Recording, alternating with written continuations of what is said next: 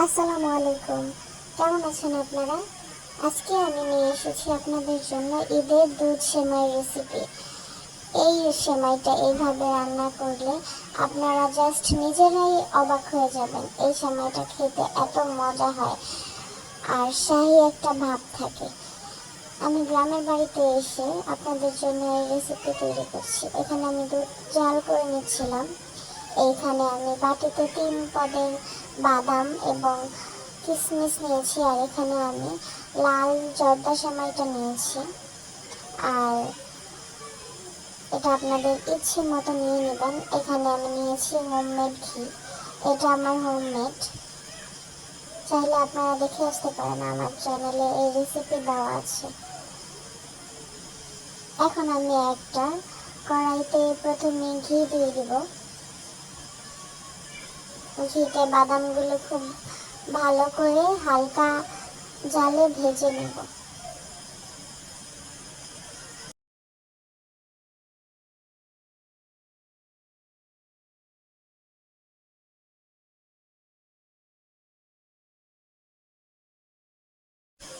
এই তো ভাজা হয়ে গেছে, এখন আমি সাইডে রেখে দিব এবং আরেকটু পরিমাণে ঘি দিয়ে আমি সেমাইটাকে ভেজে নেব খুব ভালো করে, পুড়ে যেন না যায় সেই দিকে আপনারা অবশ্যই খেয়াল করবেন। এখানে আমার সেমাই আছে হাফ কাপের একটু বেশি, 1 কাপের একটু কম।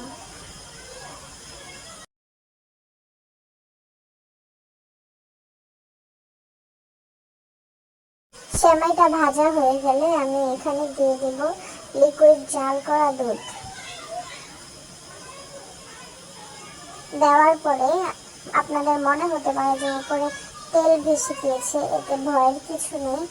সেমাইটা জাল হওয়ার সাথে সাথে এটা সেমাইয়ের সাথে মিক্স হয়ে যাবে, যেহেতু এটা ঘি দিয়ে ভাজা হয়েছে।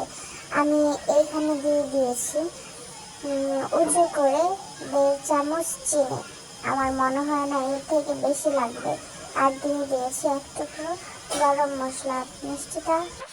মিষ্টিটা আপনারা আপনাদের পছন্দ মতো দিয়ে দেবেন।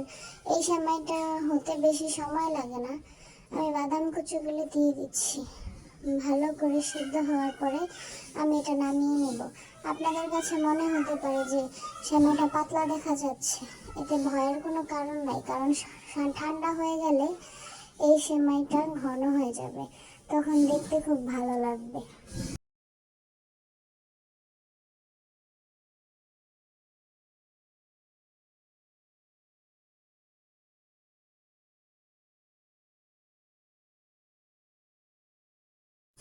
আমি ফ্রিজ থেকে বের করে আপনাদেরকে দেখাচ্ছি। খুব পাতলাও হয়নি, খুব ঘনও হয়নি। এই সেমাইটা সার্ভ করে খেলে আপনাদের খুব ভালো লাগবে। যখন দাঁতের নিচে বাদাম কুচি পড়বে তখন তো মনে হবে যে কী রান্না করেছি আমি, এত মজার। যাই হোক, আপনাদের ভালো লাগলে লাইক কমেন্ট শেয়ার করবেন অবশ্যই। আজ এই পর্যন্তই, সবাই ভালো থাকবেন। আল্লাহ হাফেজ।